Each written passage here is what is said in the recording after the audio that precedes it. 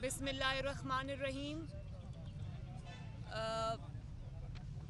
मुझे बहुत अफसोस है इस बात का कि बलूचिस्तान के जो पाकिस्तान का मुस्तकबिल है, ये बच्चे जो हैं, स्टूडेंट्स जो हैं, बलूचिस्तान के मर्ज डिस्ट्रिक्ट एक्स फाटा जो है उसके बच्चे, डीजी खान के बच्चे और राजनपुर के बच्चे 12 दिन से सड़कों पे रुल रहे हैं और किसी को इतनी तौफीक नहीं हुई कि इन बच्चों को आके पूछे कि इनका मसला क्या है।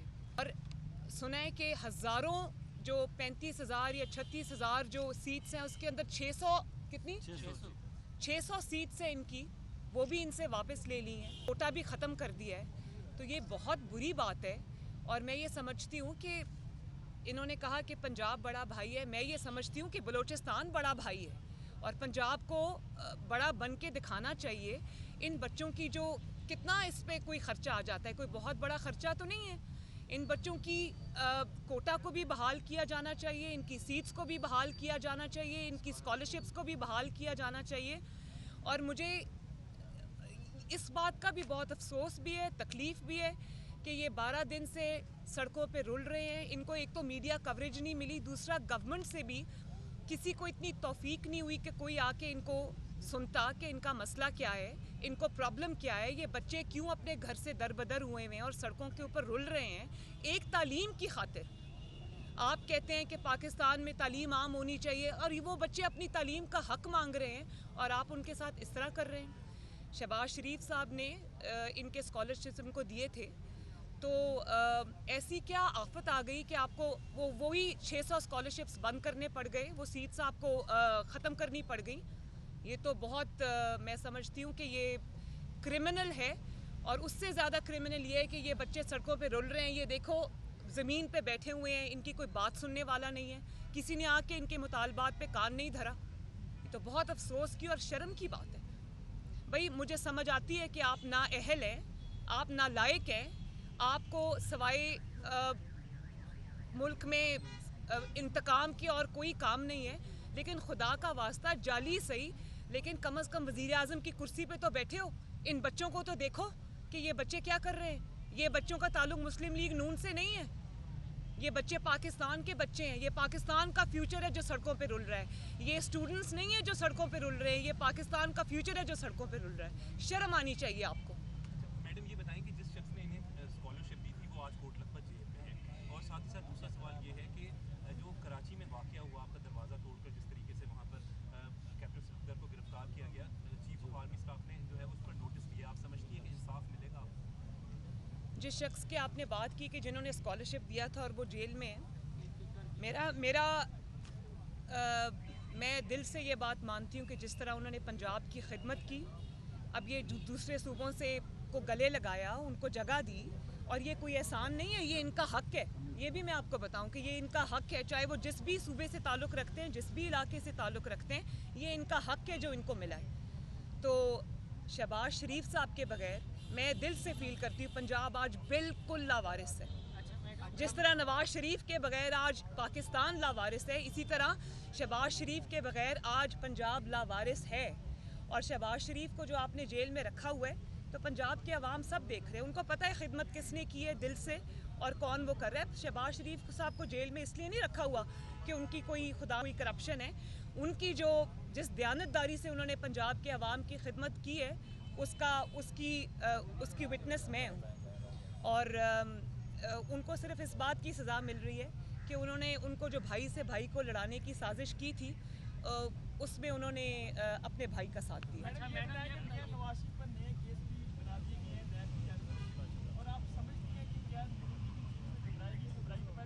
भाई जितने केस बनाने हैं बना दो, जितने केस बन चुके उससे ज़्यादा केस तो नहीं बन, अब जितने केस बनाएंगे ये कालक अपने ही मुंह पे मलेंगे। अच्छा मैडम, नवाज शरीफ साहब ने गुजरांवाला जलसे में 11 बार जनरल बाजवा और अस्करी क़यादत का जिक्र किया।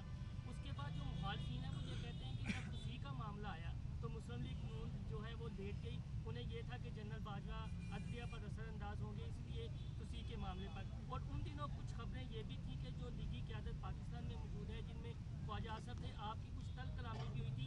आप एक्सटेंशन के हक में नहीं थे, लेकिन नवाज शरीफ पर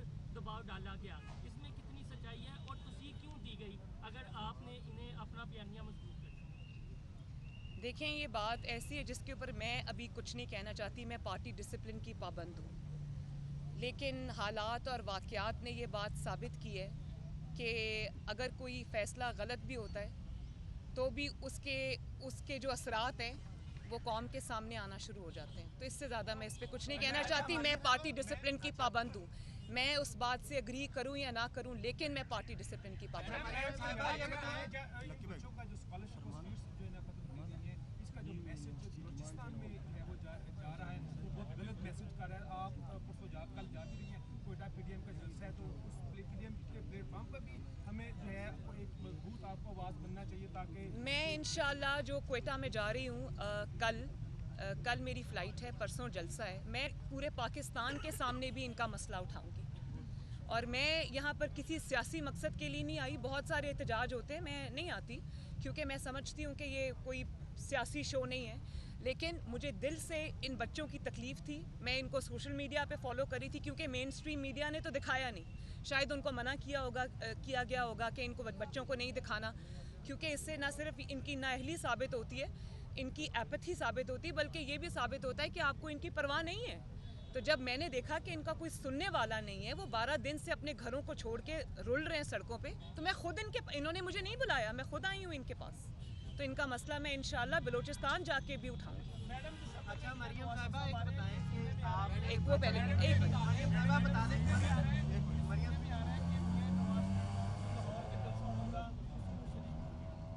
उसमें अल्लाह करे इंशाल्लाह ऐसा ही हो, अल्लाह ताला करे ऐसा ही हो। ये बता दें कि आपने एक ये अच्छा लेकिन मियाँ साहब यहाँ ना होकर भी सबसे ज़्यादा यहाँ मौजूद हैं, और आपको मुखालिफिन के घबराने से पता चल गया है कि मियाँ साहब पाकिस्तान में ना होकर भी पाकिस्तान में हर जगह पे मौजूद हैं, बल्कि मुखालिफों के सरों पे सवार हैं। अच्छा मरियम साहिबा, ये बता दें कि आप अच्छी रवायत है कि आप पोजीशन में होके आए, आप एहतजाज में, उम्मीद है कि आप इक़्तिदार में आके भी ये रवायत बरकरार रखेंगे, क्योंकि अमूमन ऐसा ही होता है कि इक़्तिदार में आके भूल जाते हैं, कंटेनर पे भी बैठते हैं, फिर भूल जाते हैं कि लोगों के मसाइल। ये बात ना भूलें कि इनको स्कॉलरशिप्स अल्लाह के फजलो करम से शहबाज शरीफ और नवाज शरीफ ने दिया। मैडम ये बता दें कि वज़ीर आज़म साहब ने ये कहा था कि वज़ीर आज़म हाउस को भी यूनिवर्सिटी बनाएंगे, लेकिन अब फाटा में भी यूनिवर्सिटी बनाई जाएगी, वो कुछ नहीं बना। क्या वज़ीर आज़म साहब बच्चों को निकाल रहे हैं यूनिवर्सिटियों से, इस पर क्या कहेंगे? देखिए, ये बच्चों का मसला तो बहुत बाद में आता है।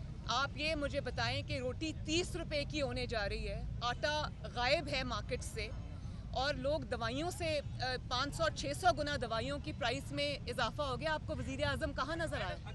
आपको वज़ीर आज़म कहाँ नज़र आया? और जब एक मिनट प्लीज़, मैं बात कर रही हूँ। और जब आपको नवाज शरीफ साहब ने ये कहा गुजरांवाला के जलसे में भी और उससे पहले भी कि इमरान खान हमारा हदफ नहीं है, इमरान खान रास्ते में से हट जाए, बड़ों की लड़ाई में बच्चों का काम नहीं है, तो वही करके दिखाया उन्होंने।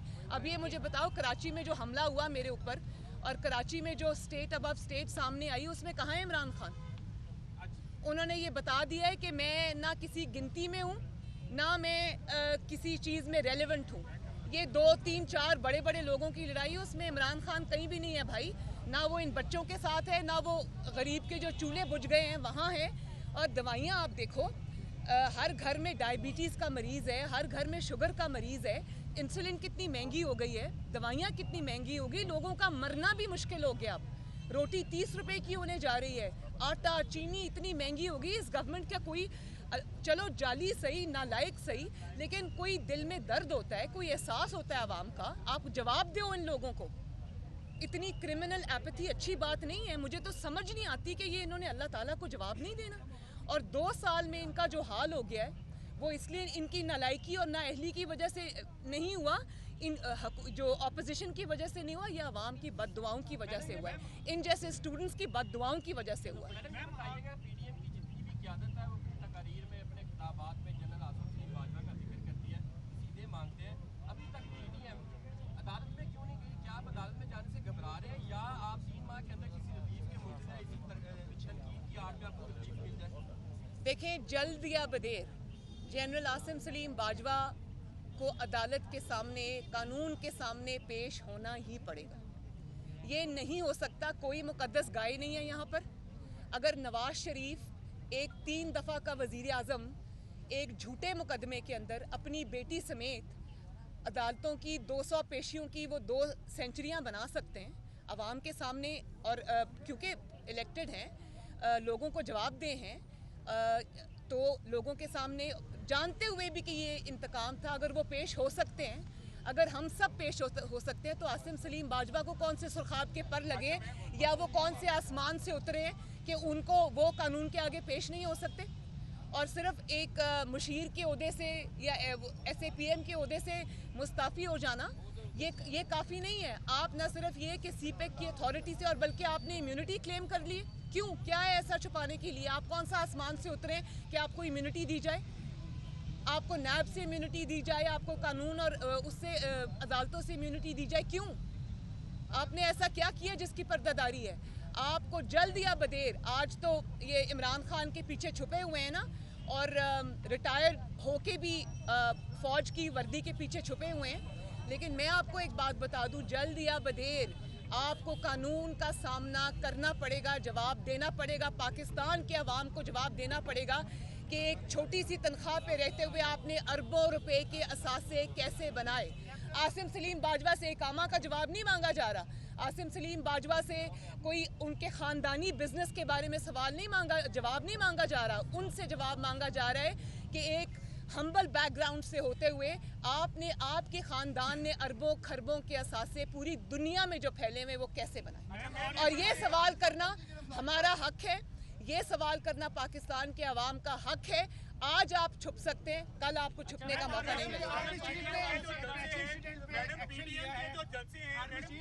एक उनको बोल लेने दें। PDM के जो जलसे हैं उनका असल जो है मुखालिफ कौन है? आप कहते हैं कि इमरान खान हमारा हदफ नहीं है। क्या ये हुकूमत को आप गिराना नहीं चाहते? ये नहीं समझते आपके इन जलसों से इमरान खान की हुकूमत ज्यादा मजबूत हो रही है? अगर ऐसा नहीं है तो किसके खिलाफ है जलसे? कैसे मजबूत हो रही? मैंने तो जो कराची में हुआ है उससे ये पता चल गया है कि हुकूमत में असल में कौन है। तो इमरान खान तो हुकूमत में है ही नहीं, उसको तो एक डमी बना के कुर्सी पे बिठाया हुआ है। आप देखिए वो डमी भी गायब है 3 दिन से। इंसान अपने ओहदे की कोई लाज रख लेता है। तो ये कंट ने ये चीज़ वाजे कर दी है कि नवाज़ शरीफ साहब ने जो बात की थी स्टेट अबव स्टेट, और नवाज़ शरीफ साहब ने जो ये बात की थी कि इमरान खान सिर्फ मोहरा है और कुछ नहीं है और वो मेरा हदफ नहीं है, तो वो बात तो उन्होंने खुद ही, नवाज शरीफ ने तो सिर्फ बात की थी, आपने उसका अमली मुजाहरा खुद ही कर दिया। कौम को बता दिया कि स्टेट अबव स्टेट क्या होती है, कौम को बता दिया कि हुकूमत से ऊपर की हुकूमत क्या होती है। कराची इंसिडेंट पे आगे चीफ ने इंक्वायरी है वो जो है ना ऑर्डर किया है, तो आप समझते हैं कि वो मुसीबत में जाएगी, उससे आपको इंसाफ है? देखें मेरे ज़ाती ख्याल में वो रोज़े रोशन की तरह हर चीज़ अयां है, उसके अंदर वैसे इंक्वायरी की ज़रूरत नहीं है। एक चीज़ वीडियो पे है, एक चीज़ CCTV फुटेज पे है, एक चीज़ का हुकूमत सिंध को भी पता है, सबको पता है। इसमें इंक्वायरी को अगर आप ये समझते हैं कि महीने बाद का वक्त देके आप इस बात को दबा लेंगे या आप इस बात के ऊपर कोई ग्लॉस ओवर कर देंगे तो ये नहीं होगा। मेरे ज़ाती ख्याल के मुताबिक उसमें इंक्वायरी की ज़रूरत नहीं है। हर चीज़ आवाम के सामने है, रिपोर्ट हुई है, और ये भी है कि जो इंक्वायरी हो वो सबके सामने हो। आवाम को पता चलना चाहिए कि उस दिन क्या हुआ, बहुत बड़ा वाक़या है, आवाम को पता चलना चाहिए उनके साथ क्या हुआ, और 30 दिन के बाद अब जो रिपोर्ट आएगी उसको पब्लिक किया जाना चाहिए, उसमें कोई चीज़ छुपानी नहीं चाहिए। अगर छुपाएंगे तो ये हम होने नहीं देंगे। आज सेनेट के इलेक्शन होने जा रहे हैं, आपको लगता है कि मार्च से पहले ये हुकूमत चली जाएगी? भाई मुझे तो ऑनेस्टली जिस तरह हुकूमत घबरा गई है, जिस तरह हुकूमत बनी गाला में छुप के बैठी है, जिस तरह इनकी हवाइयाँ उड़ी हुई हैं, मैं तो ये समझ रही हूँ कि ये शायद जनवरी से बहुत पहले चलती बने। और दूसरी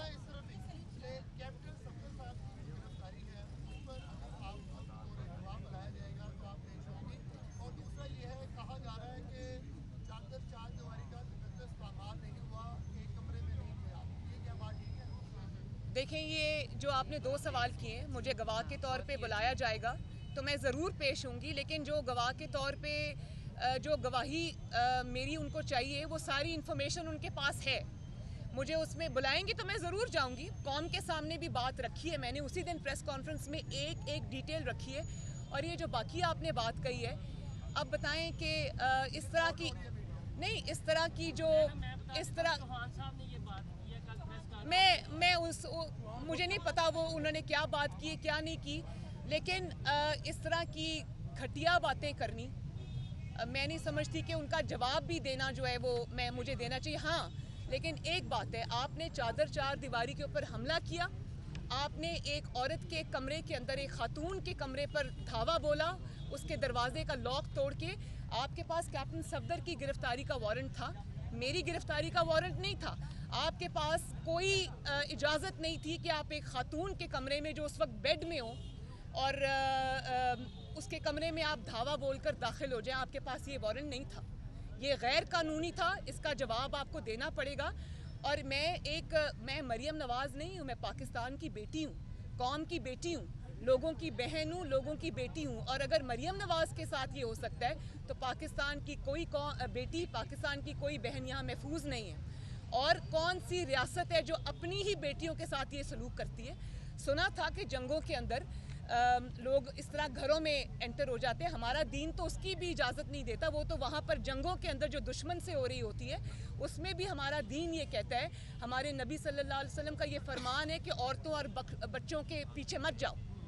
तो जो रियासत अपनी बेटी के साथ ये सलूक करती है उससे आप और क्या एक्सपेक्ट करते हैं? और अब हुकूमती मशीर और हुकूमती तर्जुमान अपनी खिफत मिटाने के लिए वो ये बयानबाजी जो कर रहे हैं ना, वो अपनी खिफत मिटाने के लिए कर रहे हैं, क्योंकि वो कहीं नहीं है। उनको ओवर रूल करके, उनको कुछ ना समझते हुए ये ऑपरेशन किया गया। उनको तो पता ही नहीं था, वो तो छुपे बैठे थे पीछे। तो ये हुकूमत पे भी हमला है, ये याद रखना, ये जाली हुकूमत पे, अपनी ही जाली हुकूमत पे भी हमला है ये। तो वो खिफत मिटाने के लिए और क्या करें? मैडम बिलावल भुट्टो जरदारी की सपोर्ट को किस तरीके से देखते हैं, क्योंकि उनकी गवर्नमेंट थी, उसके बाद उन्होंने प्रेस कॉन्फ्रेंस भी की और कहा कि वो शर्मिंदा है कि ये सारा वाकया कैसे अच्छा, लास्ट में ये भी देखिए, मैं इस चीज़ को अप्रिशिएट करती हूँ। और जिस वक्त ये हमला हुआ था मेरे पे, मैंने उसी वक्त सोचा था कि ये पीपल्स पार्टी नहीं है। मुझे एक लम्हे को भी ख्याल नहीं आया कि इसमें शायद कोई पीपल्स पार्टी। उसकी वजह उसकी बहुत सारी वजूहात है। उसकी ये भी वजह है कि पीपल्स पार्टी जो भी है एक पॉलिटिकल फोर्स है और उनको पता है कि चीज़ों के क्या इम्प्लिकेशंस हैं। चादर चार दीवारी का हम सब जो है, हम एक दूसरे की मुखालिफ ज़रूर हो सकते हैं, राइवल ज़रूर हो सकते हैं पॉलिटिकल, लेकिन हम एक दूसरे के कोई दुश्मन नहीं है, हम एक दूसरे की रिस्पेक्ट करते हैं। तो मैं ये समझती हूँ कि ये नहीं है। लेकिन उसके बावजूद बिलावल भुट्टो साहब ने ये बात कही, मुझे फ़ोन भी किया और वो गुस्से में थे जब उन्होंने मुझे फ़ोन किया। उन्होंने कहा मैं बहुत एम्बेरस्ड हूँ, और वो मेरे से ज़्यादा गुस्से में बिलावल साहब थे। और इसी तरह चीफ़ मिनिस्टर सिंध ने मुझे उसी वक्त फ़ोन किया।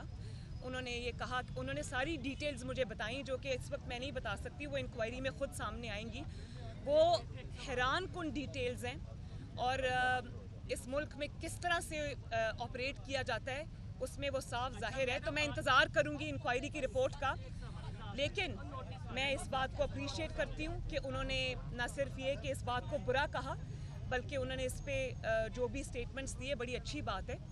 तो फ्रैंकली जिन्होंने किया है, शर्मिंदगी का इजहार उनकी तरफ से होना चाहिए।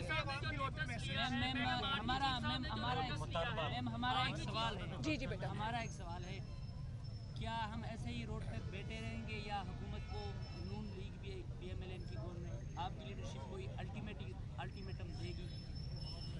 मैं आज आपके सामने मैंने इनसे बात की है कि इनकी बात सुनो, इनको तवज्जो दो। आप लोग मेरी दुआ है कि जल्दी आपके मामलात सुने। लेकिन बेटा, इस हुकूमत से कोई उम्मीद ना रखना। इस हुकूमत की तरजीहात बिल्कुल फ़र्क हैं। मैं इस हुकूमत से अपील करके इनको लेजिटिमेसी भी नहीं देना चाहती, लेकिन फिर भी अगर किसी के सीने में दिल है, किसी को कोई थोड़ा सा भी एहसास है, तो खुदारा इन बच्चों की बात सुनो, इनके मुतालबात को मंजूर करो। इनके मुतालबे कोई बड़े मुतालबे नहीं हैं, इनके बहुत लेजिटिमेट और बहुत बेसिक मुतालबे हैं। वो इनका मुतालबा भी नहीं है, वो इनका हक है, वो उनको दिया जाना चाहिए। आर्मी चीफ ने जो नोटिस लिया कराची वाक़े पर, आपको उनसे इंसाफ की उम्मीद है? देखिए, मेरी बात सुने, जो एक डेमोक्रेसी होती है उसमें नोटिस जो है ना, वो हुकूमत को लेना चाहिए, अदलिया को लेना चाहिए, वो किसी और को नहीं लेना चाहिए, और ना ही किसी और से अपील की जानी चाहिए।